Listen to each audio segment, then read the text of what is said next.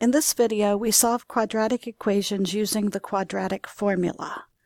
There are 4 algebraic methods for solving quadratic equations in one variable. This video considers the 4th method. The quadratic formula is actually the name of a theorem that gives a general formula for solving quadratic equations. The solutions to the quadratic equation ax squared plus bx plus c equals 0, where a is non-zero, are given by the formula x equals the quantity negative b plus or minus the square root of b squared minus 4ac, and that entire quantity is divided by 2a. In this video, we will simply use the formula, and in the next video, we will give a derivation of the formula. Let's consider 4 examples. First, solve the equation x squared minus x minus 4 equals 0. If this equation factored, we would choose factoring as the easiest technique. If the coefficient of the x term were even, we might choose to complete the square. Since neither of these situations applies, let's consider using the quadratic formula. Note that we have a equal 1, b equals minus 1, and c equals minus 4. Therefore, the opposite of b is 1, b squared is 1, and negative 4ac is a positive 16. We want to plug these values into the quadratic formula, x equal minus b plus or minus the quantity b squared minus 4ac all over 2a. I typically write the formula in each solution. This helps me remember the formula and helps with substituting the values correctly. We get that x equals 1 plus or minus the square root of 1 plus 16 all over 2. This simplifies to x equals 1 plus or minus root 17 all over 2. Next, let's solve the equation x squared plus 3x minus 8 equals 0. Notice in this problem we have that a equal 1, b equal 3, and c equal minus 8. Therefore, the opposite of b is negative 3, b squared is 9, and negative 4 times a times c is a positive 32. We want to plug these values into the quadratic formula.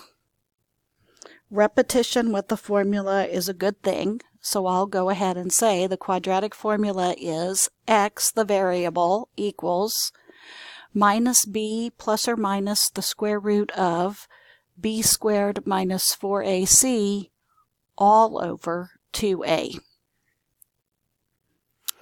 Plugging in our values, we get that x equals negative 3 plus or minus 9, plus or minus the square root, of 9 plus 32 all over 2.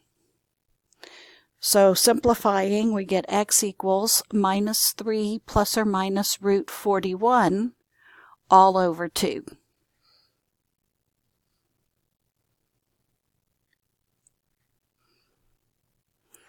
Now let's solve the quadratic equation 3x squared plus x minus 8 equals 0. This time we have that a is 3, b is 1, and c is negative 8. So the opposite of b is negative 1, b squared is 1, and negative 4ac would be negative 4 times 3 times negative 8, which gives us a positive 96. So we want to plug these values into the quadratic formula. We replace minus b with -1. We replace b squared with 1. And minus 4ac with a plus 96. We divide by 2 times 3, so we're dividing by 6. This simplifies to minus 1 plus or minus root 97 all over 6. Finally, let's solve the equation 2x squared plus 7x minus 3 equals 0. Now, a equal 2, b equals 7, and c equal minus 3. Therefore, the opposite of b is minus 7, b squared is 49, and minus 4ac is a minus 4 times 2 times -3, which is a positive 24. We want to plug these values into the quadratic formula. Notice the expression under the radical b squared minus 4ac. I'm also implicitly using that subtraction is adding the opposite. So I'm finding the opposite of 4ac and adding that when I plug in my values. So substituting in, we get that x equals -7 plus or minus big square root 49 plus 24. I divide by 2 times 2, so I'm dividing by 4. This simplifies to x equals -7 plus or minus the square root of 73 all over 4. In these examples, notice when we plugged into the quadratic formula, we got a simplified radical and simplified fractions. This rarely happens in practice, and there's typically some final simplification required.